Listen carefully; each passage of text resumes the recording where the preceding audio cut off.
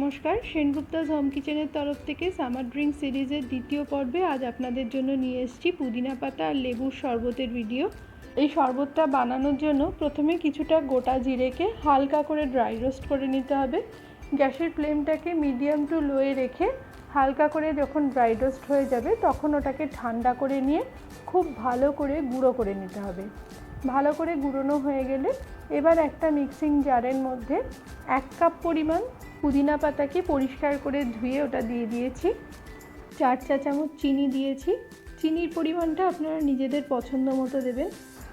Half চা চামচ যে ভাজা জিরে গুঁড়োটা করা হয়েছিল ওটা দিয়ে দিয়েছি।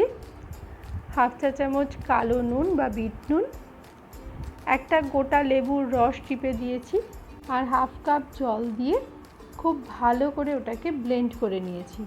খুব ভালো করে ব্লেন্ড করা হয়ে গেলে এবার ছাঁকনির সাহায্যে ওটাকে খুব ভালো করে ছেঁকে নিতে হবে।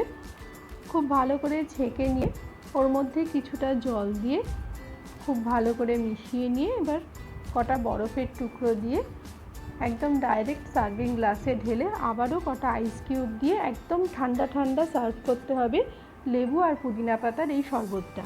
এই শরবতটা খেতে ভীষণ ভালো লাগে। আপনারা অবশ্যই বাড়িতে বানাবেন আর কমেন্ট বক্সে আমাদের জানাতে ভুলবেন না কেমন লাগলো। আশা করি আমাদের আজকের এই ভিডিওটা আপনাদের ভালো লেগেছে। যদি ভালো লেগে থাকে তাহলে একটু লাইক, কমেন্ট আর শেয়ার করে পাশে থাকবেন। আপনারা যদি ফেসবুক থেকে দেখেন তাহলে আমাদের পেজটাকে একটু ফলো করে দেবেন, আর যদি ইউটিউব থেকে দেখেন তাহলে আমাদের চ্যানেলটাকে সাবস্ক্রাইব করে পাশে থাকা বেল বাটনটা টিপে অল আইকনে টিপে দেবেন। তাহলে আমাদের পরবর্তী ভিডিওর নোটিফিকেশন সবার আগে আপনাদের কাছে পৌঁছে যাবে। কালকে আবার নতুন কোনো শরবতের ভিডিও নিয়ে চলে আসব।